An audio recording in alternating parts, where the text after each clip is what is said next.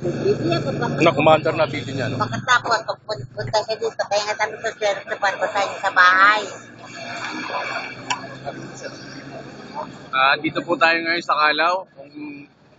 Kung nakikita nyo po, isang kapwa po natin na Pilipino ang sumubok po at nararanasan nyo po ngayon kung paano po ginagawa at hinihilot ng Panginoon ang kanyang karamdaman.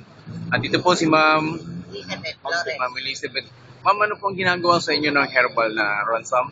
Lumalakas ako yun ang pakaramdam ko. Tapos, ngayon malalaman ko pag nagpaano ko, magpa-blood ban naman ako next year.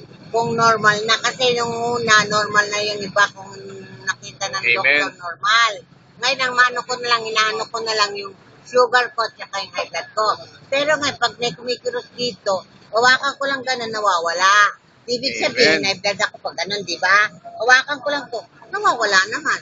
Saka ito dahil, hindi kumagano yung kamay ko, nag-close open na, may konti na lang yung sakit. Pero lang po, pagkawa din ang mabuti ng isang Christine, sa kanya una, sa kanya siyempre pangalawa lang ito, di ba? Yes. Amen. Yan lang po, malakas po ako, malakas. Ilan taon po kayo, nanay? 65. 65 years old. Amen. Opo. Feeling 37. Opo, bata-bata. Ito, malaki ko ito. Sa opisina namin, pupunta ako ngayon. Amen. Yan po si Mrs.